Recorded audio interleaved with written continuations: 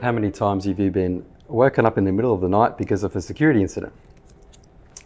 It's a good question. Normally it's 5 p.m. on a Friday, but yeah, many times over the years, and particularly in the last year, the frequency and intensity of attacks has really increased.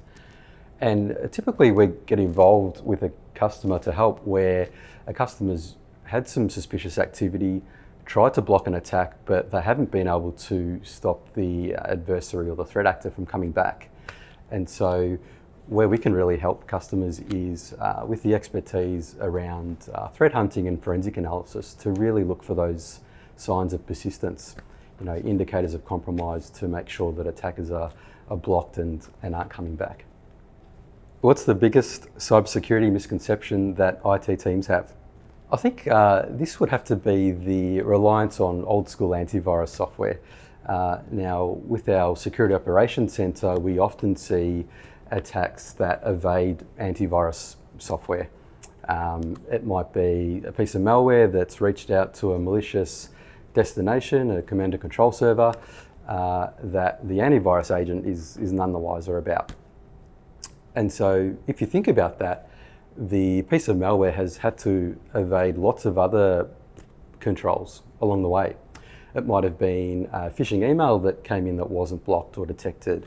It could have been a user who browsed a malicious website or plugged in a USB key, or a public-facing system that had an exploit of a vulnerability.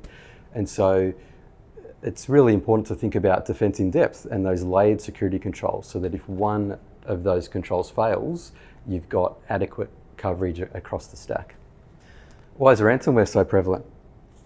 Yeah, good question. So ransomware's in the news quite a lot, and I think for the one ransomware event that you read about a week or per day, there are thousands of others that go unreported.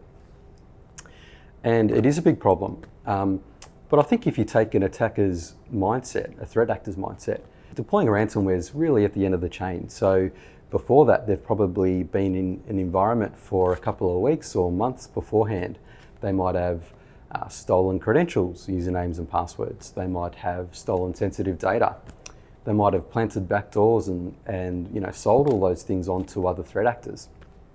And so it's not uncommon for us to see multiple threat actors in an environment. And so we need to kind of think broadly about cyber attacks, not just ransomware. I've got security alerts pinging all day, every day. What am I doing wrong? Yeah, it's a great question. So it's something that a lot of cyber teams and security operations centers are struggling with.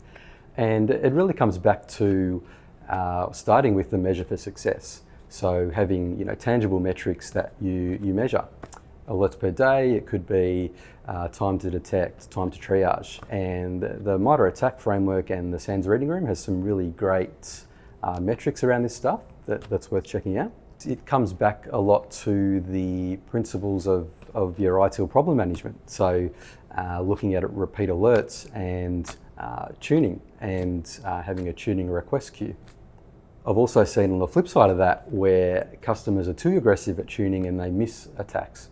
And so it's really important there to have really good change management practices, making sure that you're doing attack simulations and penetration testing. And really for all of those significant attacks throughout those exercises, you should have had an alert in your cyber tools that picks up that technique. When it comes to preventing attacks, what's your best piece of advice?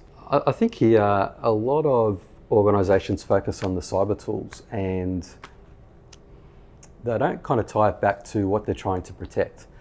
And so going back to the basics, doing a risk assessment of your critical systems and your key data, where it lives, the information flows in and out of those systems is just really important. And doing the threat modeling to make sure you've got a security control at each one of those steps. I think back around some of the incidents we've had over the last year, and the attackers haven't gone in through the strongly protected front gate.